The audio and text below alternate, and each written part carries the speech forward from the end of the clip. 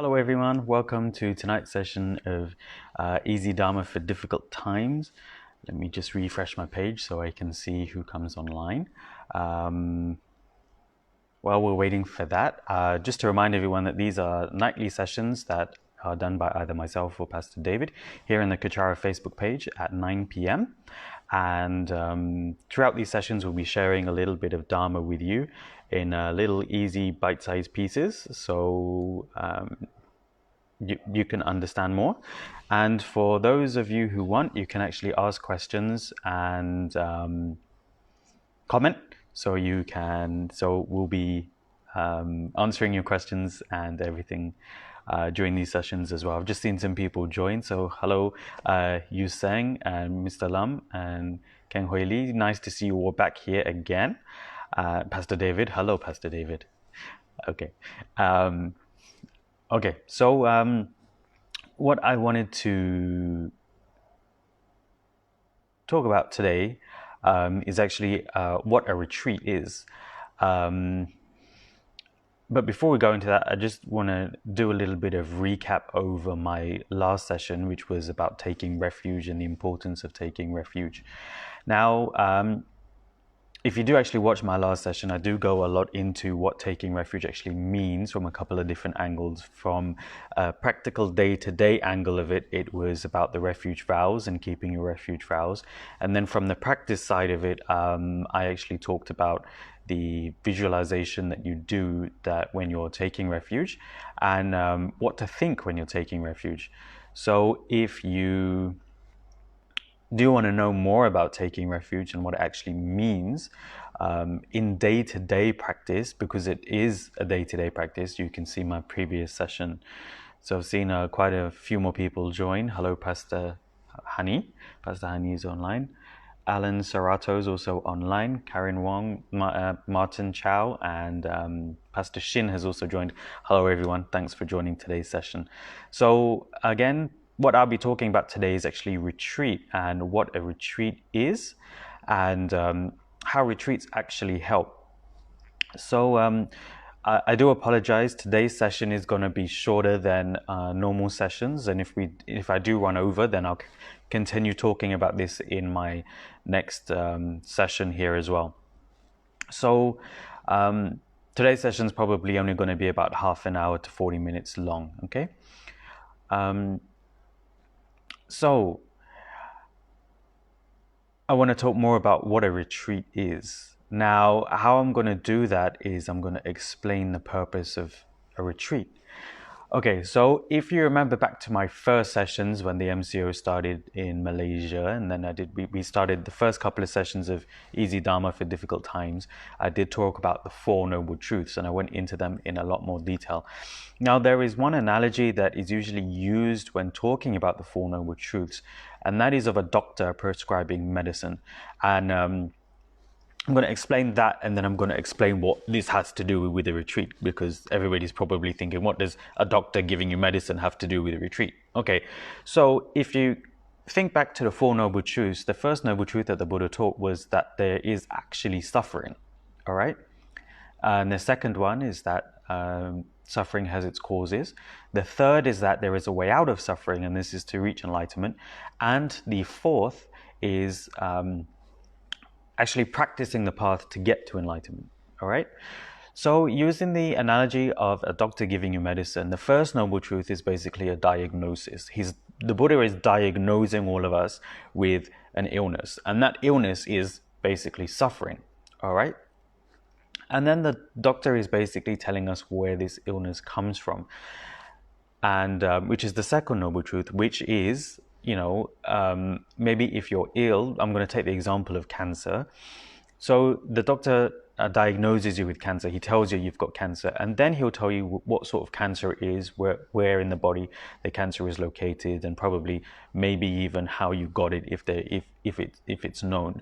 All right. So that's the second Noble Truth. The doctor is telling you where your illness comes from.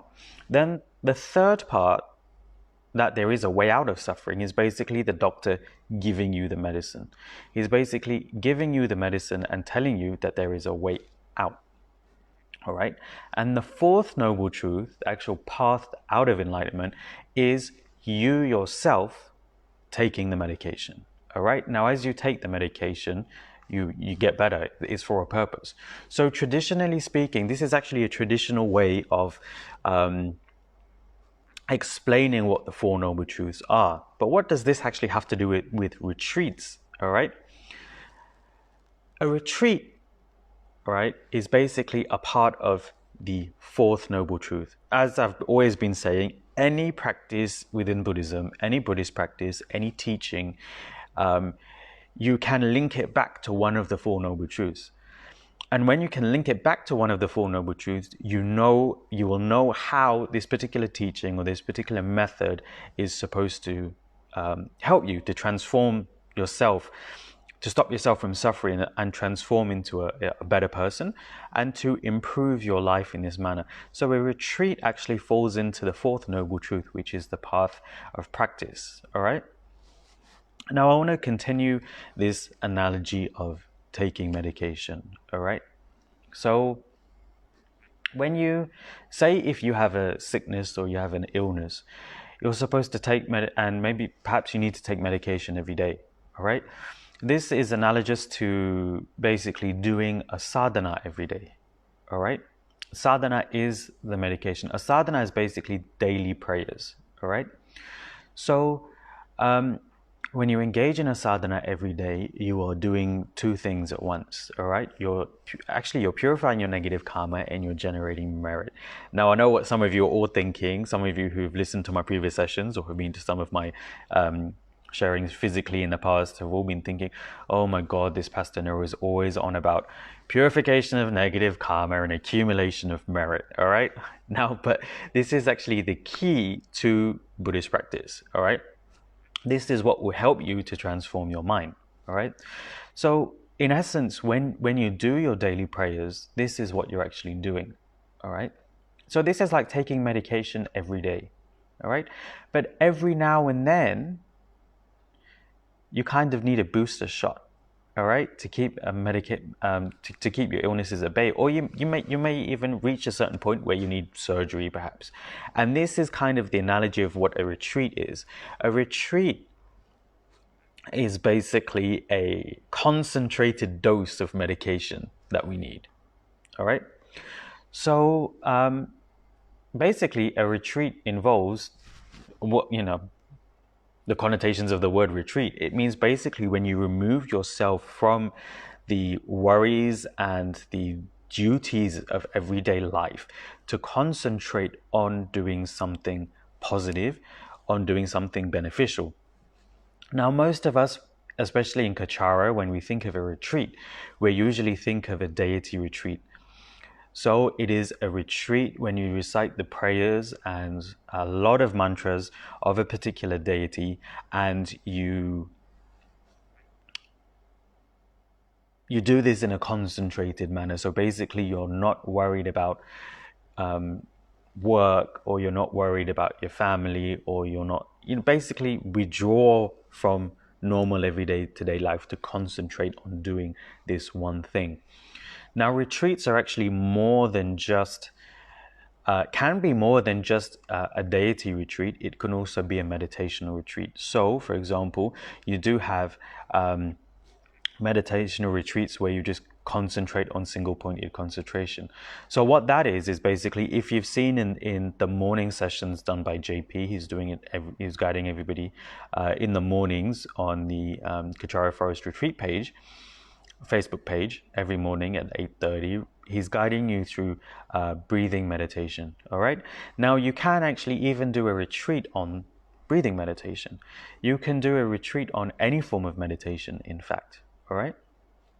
So retreats are not just focused or limited, to deity, to practicing a particular deity. All right. So just wanted to clarify that with everyone. I've seen a lot more people join since I last looked at my screen. Sukfan's here. Thank you for joining. Iman is also here. LC Toy is back. Chung is also here. Kinho, Sharon, Sylvester. Jerry's back. Hello, Jerry. Thanks for joining again. and Abby Fu's here, and Diana is here as well.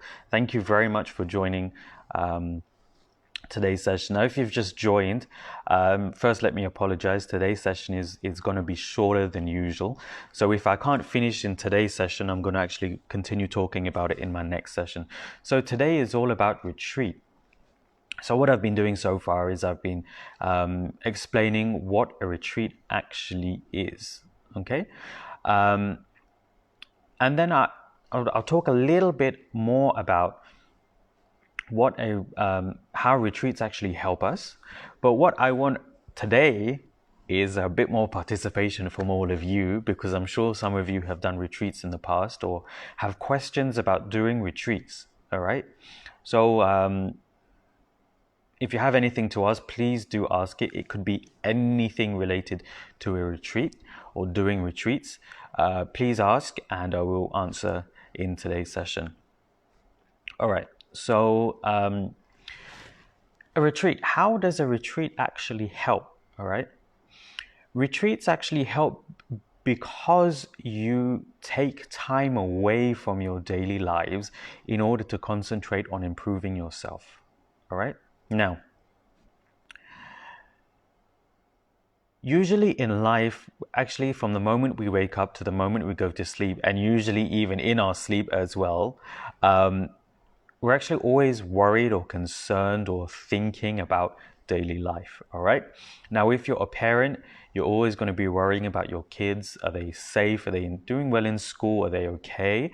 Even if you're just husband and wife, or you have a partner, you're constantly thinking about the other person. Are they happy?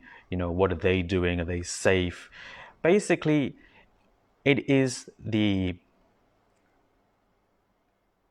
attachment in our lives that basically causes us to constantly think about other people and other situations, but in a kind of, it's not like a selfless way of thinking about them. It's actually quite selfish because, okay, that's not something I'll go into today. I'm going to go off topic. Maybe that's something I'll get in a different, go into in a different session. But basically, our minds are completely preoccupied with thinking about daily life. I've got this project at work which I need to finish. Anything could be anything, and I thought, what am I going to eat for lunch? What am I going to eat for dinner? Something as simple as that. But if you actually sit down and analyze your day at the end of the day, you'll see that a lot of the thoughts and the emotions that actually go through your mind are actually based on some form of attachment, and it does usually take up most of our time. But Buddhism teaches us something different. It teaches us to take time away from that and to actually contemplate what we're actually doing during that time, mentally, emotionally, and figure out how our thought processes actually work. And then from there, use various methods to transform our minds. Now, this is one of the things that a sadhana helps with. A sadhana, or daily prayers, helps with that, because it's a time every day when you're doing something that goes against the grain of normal life. And that going against the grain of normal life is doing these two things: purifying your negative karma and accumulating merit. But if you multiply that 100 times, that's what doing a retreat is. Because when you're doing a retreat, you're no longer worried about anything to do with normal life, and you're concentrated 100% on doing something beneficial, something transformational. All right. Usually when we think of retreats, we usually think of like quite long retreats, like a week or a month or even longer, maybe even like the traditional 3-year, 3-month retreat that everybody always talks about in Tibetan Buddhism. But actually you can take time out to do a retreat, maybe even just a long weekend. You can just spend a long weekend doing a retreat, and that itself will also have a lot of benefit. Now at the moment, because we're in MCO, a lot of us are at home, and a lot of us actually have the time to engage in a retreat. Now, quite a few of us are thinking about MCO or lockdown, or in other places around the world, that it's quite negative, and we're usually getting kind of tangled up in these attachments that we go through in daily life, especially at this point in time, because our attachments are not being fulfilled. So that can actually cause us quite a lot of suffering. Now, if you want to learn more about that, I suggest you watch one of David's first sessions of Easy Dharma for Difficult Times, in which he talks about attachment. And in his previous sessions, he's also been talking about how to cut attachment during how to cut attachment without actually giving it up. All right. Now, this will actually help us through our emotional and mental states at the moment. But another thing that can also help us is engaging in a retreat. And actually, we're in the perfect time to engage in a retreat because we're in the movement control order. We're at home. Yes, we might have things like work to do at home, or we might even have family to think about and to look after during this time. But you can actually also spend time doing retreats, maybe 1 or 2 sessions a day. Now, traditionally speaking, you can actually do 4 sessions of retreat in a day. All right, but realistically speaking, many people only do around 2 to 3 sessions of retreat a day. All right, now retreat sessions are actually done in front of your altar with representations of the body, speech, and mind of the Buddhas, as well as offerings that are specific to the particular retreat that you'd be doing. So for different deities, that'd be a different number of offerings, that'd be different retreat setup. So if you want to know more about different deity retreats, what you can do is you can go online to samrinpoche.com, and we do have blog posts on various retreats that you can do. The 2 most popular being the Alama Tsongkhapa retreat and a Dorje Shugden retreat. And what you do during these 2 retreats is basically you recite the prayers to these particular deities, but then you focus on reciting the mantra. All right. So the majority of your retreat will actually be focused on reciting the mantra. All right. Now, a lot of people ask, why is this beneficial? All right. Usually from the answer that is given to why a mantra reciting retreat or a normal deity retreat that we engage in is beneficial is because you're reciting the mantra of a particular deity again and again and again. Now, if you know anything about mantras, mantras are actually the form of an enlightened being. It basically is the energies of an enlightened being in the form of sound. All right. So every time that you recite a mantra, all right, what you're doing is you're calling upon the energies of an enlightened being to basically come into your life and to basically be around you, to bless you, to purify your negative karma, and to generate that merit that you need to be able to transform your mind. Now, that is one kind of benefit of doing a deity retreat. The other benefit actually is when you recite a mantra, all right, it is not just physically reciting the mantra, all right? You're actually doing 3 things when you engage in a deity retreat, a mantra and mantra recitation. You're actually doing 3 things. You're basically engaging what are known as the 3 doors in something that is wholly beneficial, all right? Now, I talked about this in one of my previous sessions. What are your 3 doors? Your 3 doors are basically the way in which you interact with the world, all right? It is the way that you generate karma, whether positive, negative, or neutral, and it is also the way in which you can improve yourself. And these 3 doors are basically your body, your speech, and your mind. So when you're engaged in a retreat, you actually use your whole being, your entire being, which comprises of your body, your speech, and your mind, to do something. And that something is the recitation of mantra. That something is the generation of merit, which we need on our spiritual path. Now, merit is actually an entire topic that I want to spend a session on, which I'm planning to do. My next session is going to be on merit, because after the karma chart session that I had, some people had questions about the difference between positive karma and merit. So this is something that I'm going to be talking about in my next session. All right. So when you actually sit down and engage in a retreat, you're basically sitting down, you're sitting in one place. You're engaging your body, your physical body, all right? So your body is not busy doing something else. It's not making tea, it's not cooking, it's not, cleaning the house. It's not worried about, general day-to-day life. Like, we all use our body in a myriad of ways throughout the day, going about doing things that might not necessarily actually be that positive. It might just be neutral, just living, just cooking, cleaning, whatever. It's generally quite neutral, all right? But when you actually sit down and you adopt a meditation position, or if you can't, maybe you're just sitting on a chair, you are actually engaging your body in doing something positive, in doing something beneficial. So that's how you engage your body in retreat.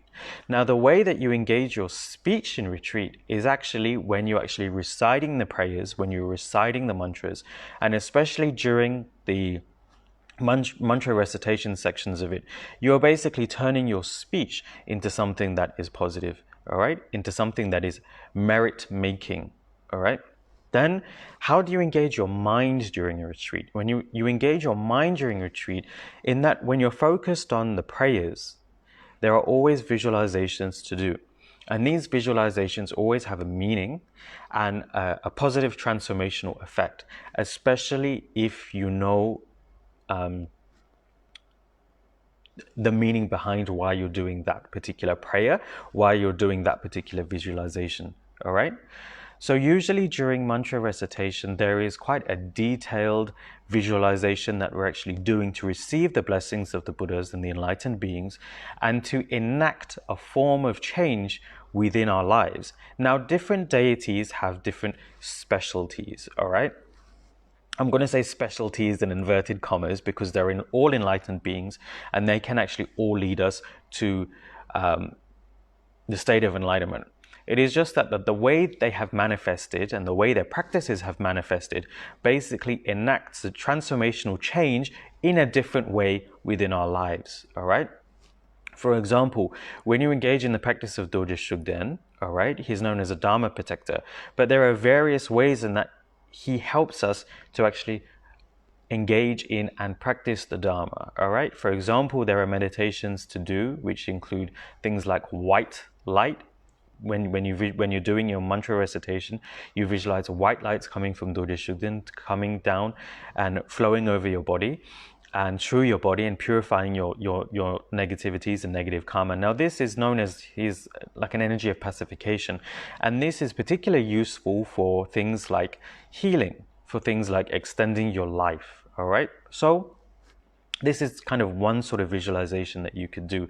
If you use another colored light, maybe a yellow colored light during Doja Shugden's practice, this would actually signify increase, the energies of increase. And these are basically increase in not only material resources that you need to actually live and survive and to actually practice the Dharma, but also things like an increase in merit, an increase in lifespan, things like that. Then again, you will see that there's also visualizations that you can do with Doja Shugden during a mantra recitation that include red light, in which you surround yourself in red light, in like a red bubble. And this is basically for protection not just against spirit harm and things like black magic, but also the effects of your negative karma. So these are the ways. So this is just one deity I'm talking about, but you can see that there's a myriad of ways that you can use the mantra recitation and you can change the effects it has in your life transformationally based upon the visualizations that you're doing, and this is all from the mind, all right? Now, different deities will have different specialties to help you transform. For example, Chenrezig. When you practice Chenrezig, it is known to help you to increase your energy of compassion, all right? But at the same time, it also pacifies anger within your mind stream, all right? Similarly, when you have when you do a Manjushri retreat, it increases your wisdom, it increases your intellect, your memory, but it also decreases your ignorance, in that it helps you to understand more of the Buddha's teachings and to actually be able to practice it in day-to-day life, all right? So when you engage in a retreat, most people usually have a specific reason why they want to engage in that retreat, and that is usually to gain the benefit of whatever deity that they're practicing. Now, this is perfectly fine. This is actually a very good way of thinking, because the thing is that when we actually practicing spirituality, a lot of us actually think that it is just a switch that you turn on and you're perfectly whole, you're a perfect bodhisattva, you're a perfect little angel, you're practicing well, everything within your mind stream negative has gone and everything is like, perfect. But the thing is, practicing spirituality is not like that. Practicing spirituality is a progress. It is, it's a process, sorry. It is a path.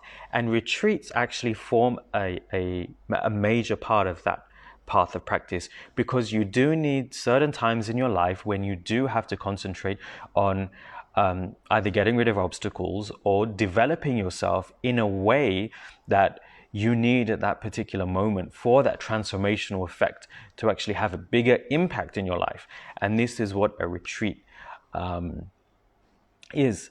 Now, as part of the retreat, there are many different sorts of offerings that you can make to the Buddhas, and there's a range of altar setups that you need for different deities. And the way that His Eminence Sam Rinpoche has actually compiled them on the blog post we have on samrinpoche.com is actually quite easy. It's quite straightforward. It's actually quite simple, but it includes all of the necessary points for what make up a traditional retreat, but in a way that is quite easy to practice. All right. So this is just something very, very quick that I wanted to share with all of you. Anybody have any questions? Has anybody done a retreat since MCO started? If you have, please tell us about it.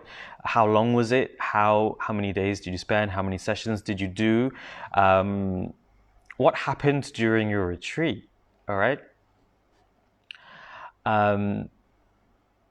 By what happened during your retreat, I mean, what was your feeling during your retreat? Did anything come up mentally? Did anything come up emotionally during your retreat? Maybe you weren't prepared for, but maybe your retreat kind of helped you to have that time to kind of understand and work through it. This is another thing about retreats that when people first start doing retreats is that they think they can do a long session straight away or 3 to 4 sessions in a day, and they don't actually realize just how tough it's going to be. All right. And the reasons that we have obstacles, where it's physical obstacles, your legs fall asleep if you're sitting cross-legged, or you have 100,000 thoughts going through your head apart from what you're supposed to be focusing on or the mantra that you're supposed to be reciting, is because actually we do have a lot of negative karma. We do have a lot of negative karma and a lot of obscurations and delusions that actually go through that are actually present in our mind. It's just we haven't been in a position to basically see that until you do something like a retreat. Because when you do a retreat, again, you're completely focused on something positive. And that's when you can actually start to see how your mind works and how kind of your negative karma comes up. But the thing is, when your negative karma comes up during a retreat, it's actually considered a positive sign. And the reason being is that when you engage in a retreat, you're actually purifying that negative karma. So when you're having difficulties during retreat, it's actually a good sign that you're actually doing something positive, that you're actually doing something beneficial. All right? Okay, anybody have any questions or any comments?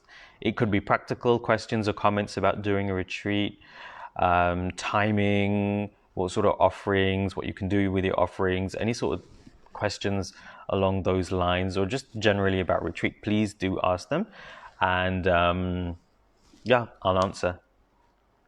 Okay, so don't have any questions so far. All right, but I've seen a couple more people come online. Pastor Yi and Pastor Antoinette are also online. Hello. Ben Kui's joined. Saifong is online. Thank you very much for joining. Pastor Gimli is here, and Lilian Tan and Waiting is also here. Now, if you've just joined, what I've been doing is I've been explaining why we actually do a retreat, and basically what the process of doing a retreat entails. Today's session is going to be a little short, which I apologize for. It's not going to be a usual session. So actually, I'll be wrapping up within about 10-15 minutes. But now I'm actually taking questions if anybody wants to ask. Okay. How many questions? Okay, I'm just going to refresh my page because I've been told we have some questions, but I can't see them on my screen yet. So please bear with me for a while. So my screen's just reloading.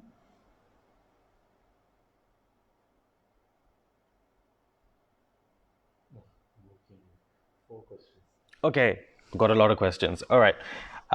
Elsie Toys asked, "Hi, Pastor Niral, please explain the preparation of the retreat." Okay, Elsie. The preparation for a particular retreat would actually differ depending on the retreat that you're going to, type of retreat that you're going to do. I've seen also you've asked a question below that, which is, i.e., is the Vajra seat, is it necessary, and making traditional Torma. All right. So I'm not going to get into the details of a particular deity retreat, but I'm going to give you a kind of general overview of what to do, of how to prepare for a retreat. When you're doing a retreat, you need to have an altar setup, and the altar setup should include representations of the body, speech, and the mind of a Buddha. So the body, speech, and the mind of a Buddha is basically an image of the Buddha. All right. And if you're doing a particular deity retreat, you should try and include a particular an image of that particular deity. So it could be a statue, it could be a tanka, it could be a printed out picture, it could be a tsatsa, any physical representation, physical image of that particular deity that you're going to be doing the retreat to. All right. And the representation of the speech is basically a Dharma book, and the representation of the mind is a stupa. So these three things minimum should be on your retreat. And along with that, there will be rows of offerings in front. Now, the most simple offering that we usually do on an altar in normal everyday, on a day-to-day setting, is basically a row of sensory offerings and maybe a row of water offerings. Now, depending on the deity of the retreat that you're doing, there will be maybe a number of different rows of sensory offerings, and maybe even wrathful offerings if you're doing Dharma Protector, and maybe commitment offerings. Now, these will actually depend on the particular deity you're doing. In addition to that, your altar should actually be set up in a place that you won't actually be disturbed. All right, because obviously you're doing a retreat, you don't want to keep getting disturbed. All right, so usually it's if you can, it's a space in your house or your apartment, wherever you're living, that is separated from your normal, everyday today goings about. Like it's not going to be, it's not in your living room if you live with a lot of people, because there'll be a lot of people coming in and out, which will actually disturb you during your retreat. All right. Now, one thing you asked is about Torma. Now, you don't have to offer traditional Torma, which is, I'm sure you've seen pictures of it. It's quite time-consuming to make. All right. The way that we usually offer Tormas during retreats is basically you fill up a jar with biscuits or sweets, and that jar filled with biscuits, sweets, or cakes, or maybe even bread, is basically airtight, so it won't go bad, and it keeps the insects away as well. And that itself serves as a Torma offering. So it's not necessary to have a traditional Torma, all right? Now, one thing you asked about is the Vajra seat. Now, the Vajra seat is actually quite important, and it has a lot of meaning and a lot of significance. Now, what the Vajra seat is when you engage in a retreat, your retreat cushion is not to be moved. So when you start a retreat to the end of the retreat, your retreat cushion, or the place where you're sitting on during your retreat, is not to be moved, all right? There is specific tantric explanations about that, which I'm not going to go into today, but I want to explain it how the Lam Rim explains it, all right?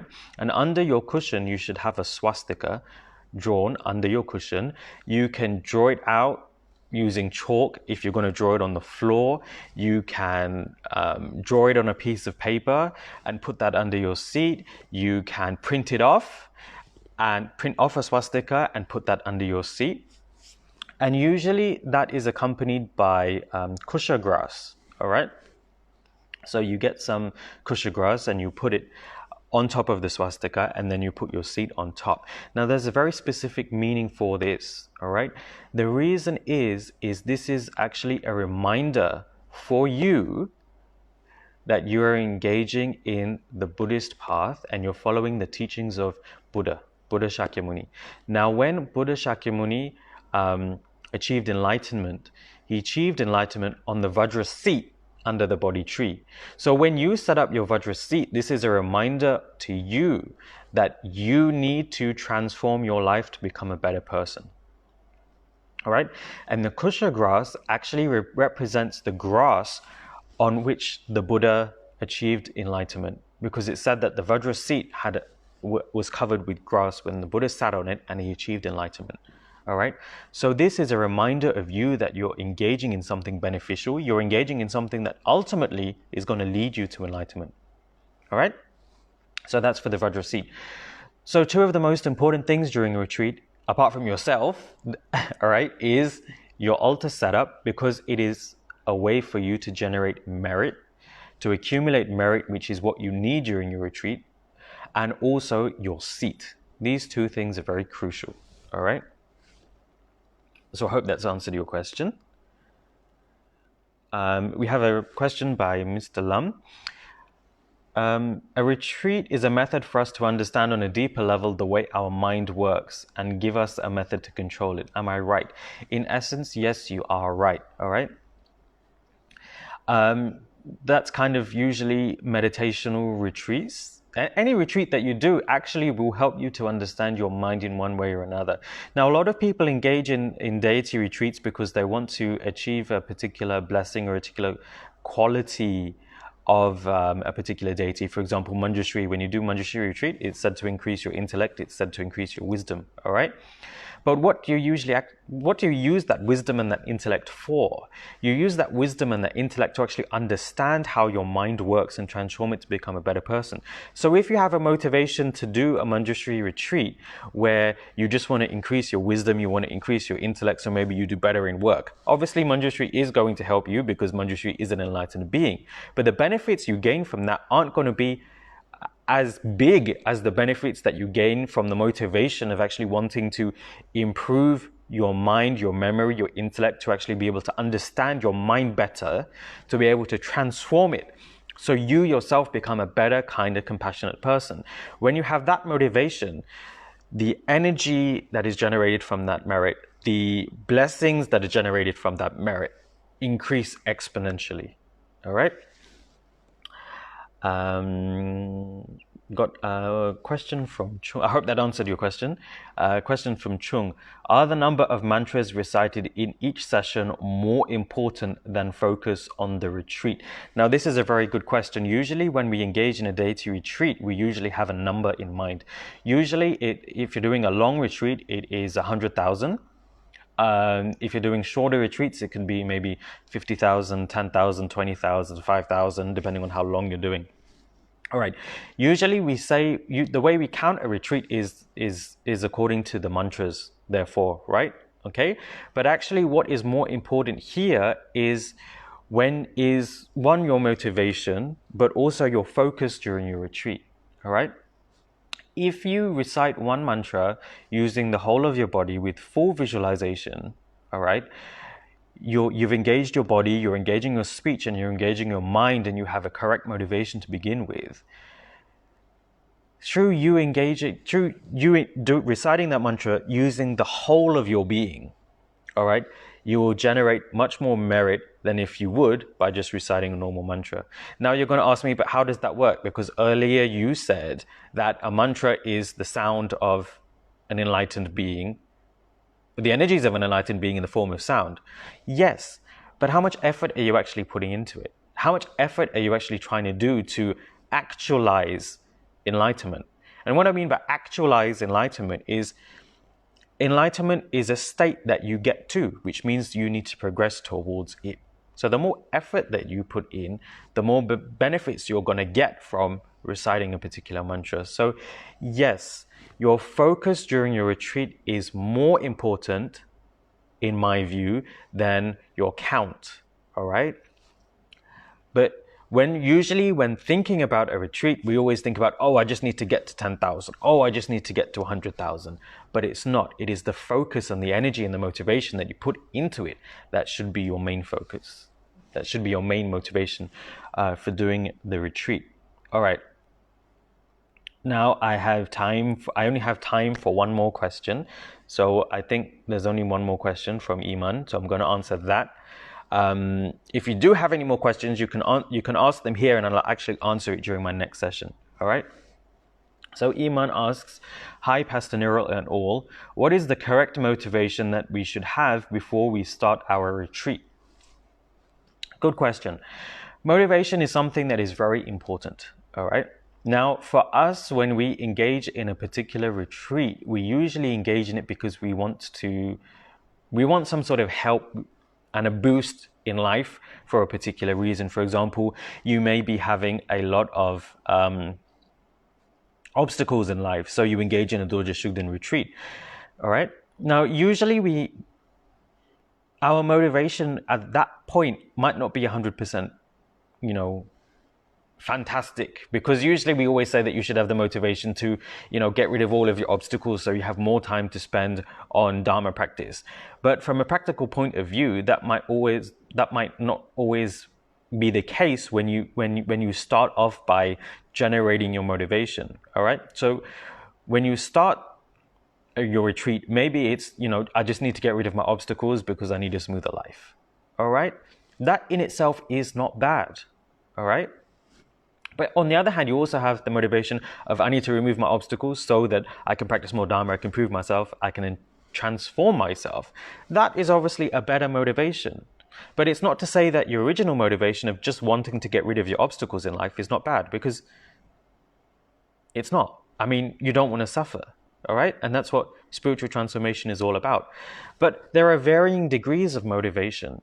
And the varying degrees of motivation are actually based on how much you have been practicing. All right. For example, I can do one merit-making activity when I start the Dharma and one merit-making activity when I've been a couple of years in the Dharma, and my motivation will actually have improved. My motivation will have become higher in scope, as it were, because now my motivation is not just about removing my obstacles, it's also about removing my obstacles because you want to become a better person, because you want to transform yourself. All right. So motivation is very important before you engage in a retreat, but there are varying degrees of motivation that you can have. All right. But you must always remember that the action that you're engaging is ultimately positive. All right. All right. Okay, one more quick question from Iman, and then I'm finished. Okay, for today. All right, because Iman asks, should we chant the relevant mantra slowly or quickly during retreat? Now, this is a very good question, and a lot of people, when they engage in their retreats, usually recite their mantras very, very, very, very fast. All right.